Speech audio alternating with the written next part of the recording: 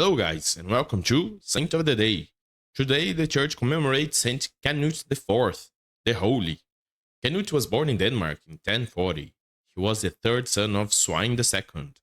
When Svein died, Canute's brother, Harald III, was elected king, and as Canute went into exile in Sweden on April 17th, 1080, Harald died, and Canute succeeded him to the throne of Denmark.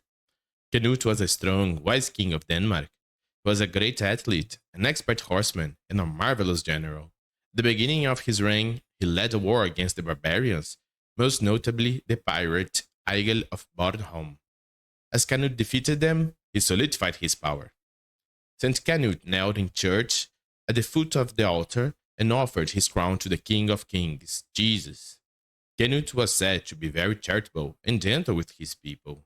He tried to help them with their problems, but most of all, he wanted to help them to be true followers of Christ.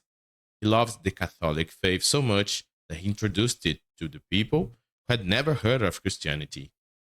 The happiness of his people and interests of the church were the objects he had most at heart.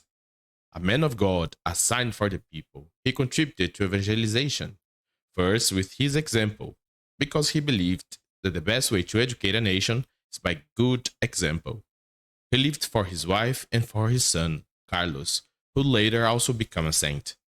A holy father, a holy husband, a governor, a man of power, but who used these powers to serve, following the motto of our Lord Jesus Christ. An expedition to England in favor of the Saxons against William the Conqueror, planned by him in 1085, failed through the treachery of his brother Olaf. Soon after, a rebellion broke out in his kingdom because of the laws he had made about supporting the church. On July 10th, 1086, Canute and his men took refuge inside the wooden St. Alban's Priory in Odense.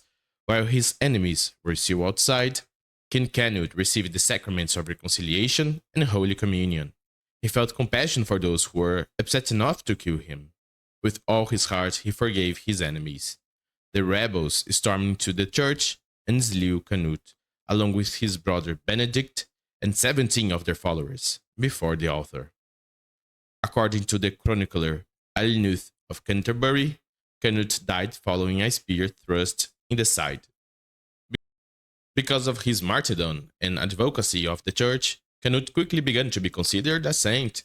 Under the reign of his successor, Olaf, Denmark suffered from crop failure, which was seen as divine retribution for the sacrilegious killing of Canute. Miracles were soon reported as taking place at his grave, and his canonization was already being sought during the reign of Olaf. On April 19th, 1101, persuaded by the envoys from King Erik I of Denmark, Pope Pascal II confirmed the cult of Canute that had arisen, and King Canute IV was canonized. He was the first Dane to be canonized.